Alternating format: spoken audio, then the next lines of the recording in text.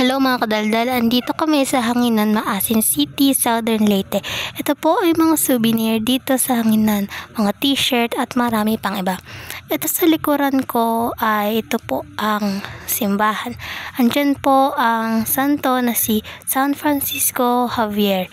Dinadayo po ito ng mga tao, yung iba po nang galing pa sa malalayong lugar. Sabi po ni Mama, mas marami pong tao kapag Friday. Mas lalo na po pag Holy Week, dagsang mga tao dito. Ito na time Sunday po kami umakyat, konti lang ang mga tao. At sobrang aga po kaming umakyat dito, mga 4:30 AM. Dito na kami, kami pa lang umakyat sa mga oras na, yan mga 5:30. Nagsingdatingan na po yung mga iba, so 3 times ko na po itong balikan.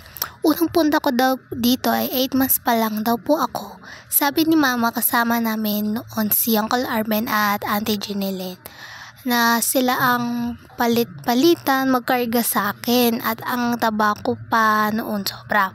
Second ko pong balik is 3 years old po ako, na kasama ko naman po noon si Mama at Tatay Ben ko.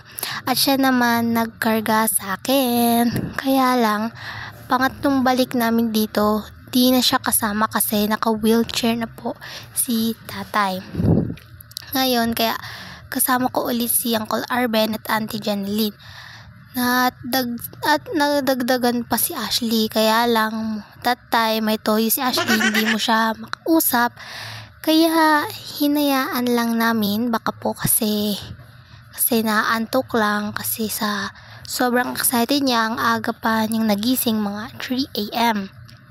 Nauna pa sa akin. So, eto na nga, balik na tayo sa kwento ko. Alam niyo mga kadaldal, sobrang ganda ang tanawin dito. Fresh ang hangin, tila ba nakakawala ng stress ba? Ganon.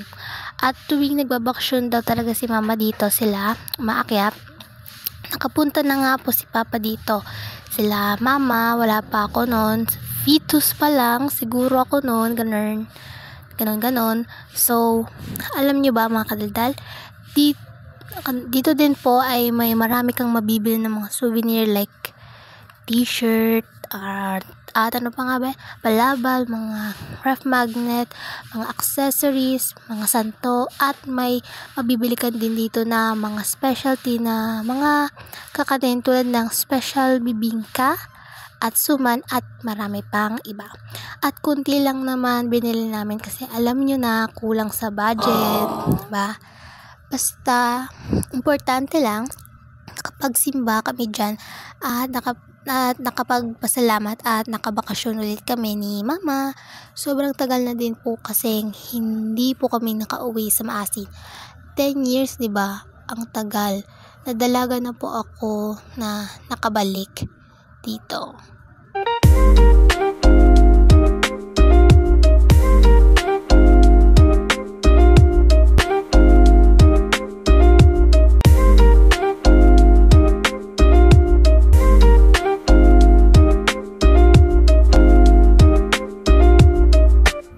So, yun na nga.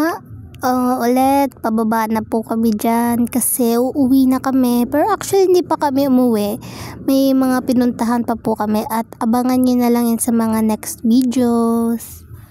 Yes, abangan nyo talaga. Kasi yung marami kaming pinuntahan na actually is meron pa nga yung pinaka-favorite ko. So, I won't tell any spoilers about the next video. So, ayan, napakaganda ng view in Bisaya. Nindot what is that? Nindot kaayo ang view dito sa Hanginan. Diba? Di ko na po i-translate yun. Siguro simple na lang po yun. Maintindihan na po ninyong mga Tagalog. Ayan, dami na pong mga tao. Tapos kami pababa na kami kasi sabi na nga, kami nga nauna dito.